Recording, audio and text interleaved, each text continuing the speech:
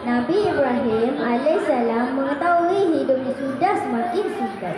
Baginda menyadari akan kematian dan hari kebangkitan semula. Nabi Ibrahim alaihissalam begitu tenang apabila mengingatkan kehidupan selepas kematian. Suatu hari, baginda merayu supaya Allah Subhanahu Wa Taala menunjukkan benda yang tidak bernyawa kembali hidup semula.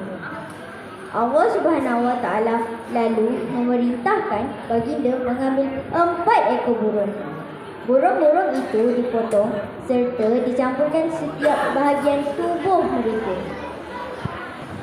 Kemudian Allah Subhanahu Wa Taala memerintahkan agar Nabi Ibrahim alaihissalam membahagikan burung itu kepada 4 bahagian, lalu meletakkan di 4 puncak gunung yang berlainan.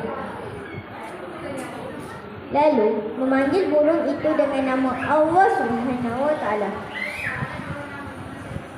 Nabi Ibrahim alaihissalam menurut segala perintah Allah Subhanahu Wa Taala. Dengan pantas, bahagian tubuh burung yang sudah bercampur itu terpisah lalu berkumpul semula di badan asal yang berada di tempat yang berbeza.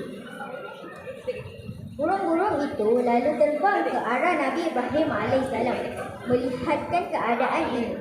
Nabi Ibrahim alaihissalam semakin yakin akan Allah Subhanahu Wa Taala serta rancangannya.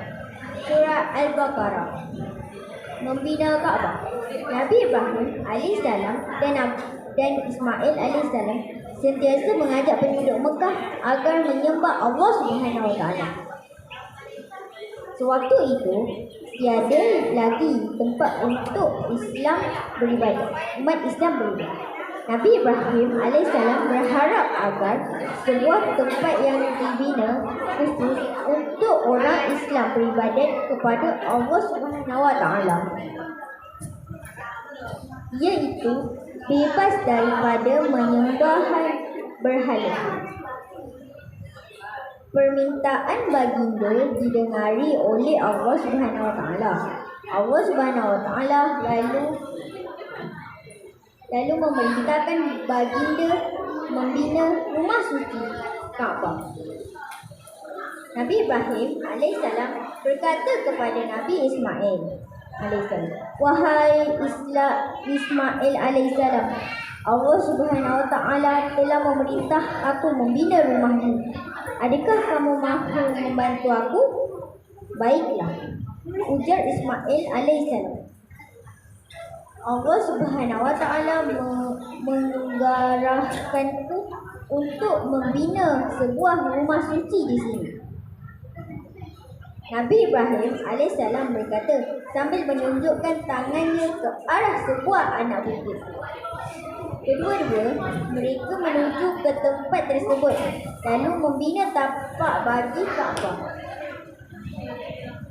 Ismail alaihissalam membawa batu bata manakala Nabi Ibrahim alaihissalam mula membina dinding. Setelah siap membina Kaabah, kedua-duanya lalu berjalan di sekeliling Kaabah sambil berkata, "Wahai Tuhanku, terimalah khidmat daripada kami." Surah Ibrahim, Surah Al-Hajj, Surah Al-Baqarah. Kaabah.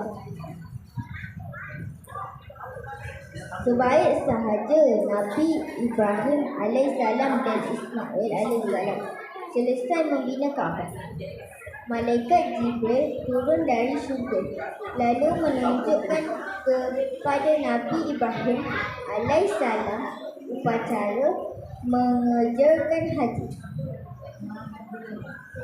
Nabi Ibrahim alaihissalam memijak ke atas batu besar lalu memanggil penduduk di situ, "Wahai penduduk Mekah, patutlah kepada Tuhanmu."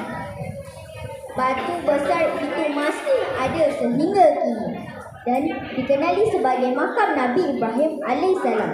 Kaabah merupakan tempat pertama bagi orang Islam untuk beribadah. Keadaan dibina dengan tujuan memberi panduan serta rahmat kepada umat Islam. Di hadapan Kaabah, Nabi Ibrahim alaihissalam berdoa agar terdapat Nabi yang akan dilahirkan serta dibesarkan daripada keturunan Nabi Ismail alaihissalam, mendiami di tanah Kanan.